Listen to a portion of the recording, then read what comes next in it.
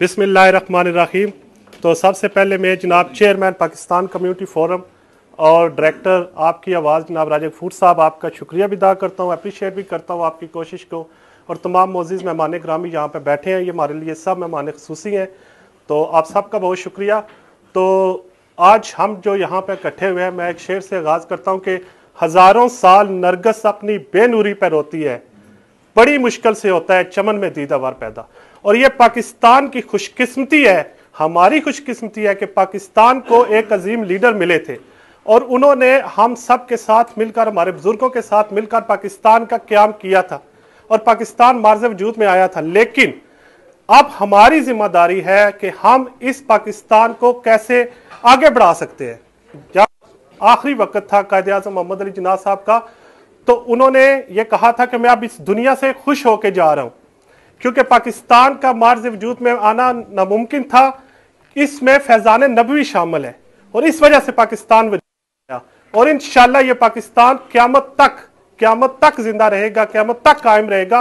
और एक वो वक्त आएगा कि पाकिस्तान, दुनिया के फैसले करने में पाकिस्तान शामिल होगा।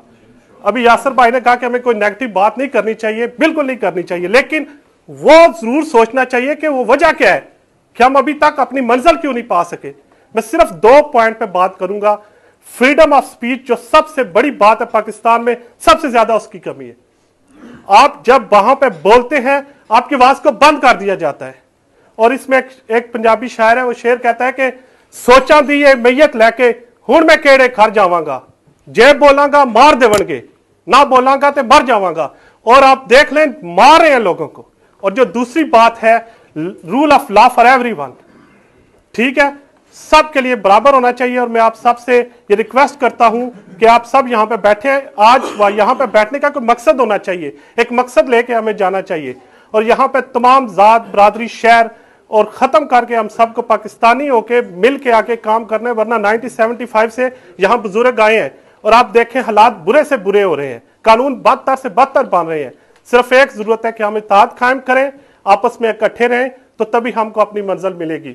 और बहुत शुक्रिया एक दफा फिर राजा साहब आपका, और डॉक्टर शमाला साहब और सिकंदर भाई, और आप सबका बहुत बहुत शुक्रिया। Thank you very much.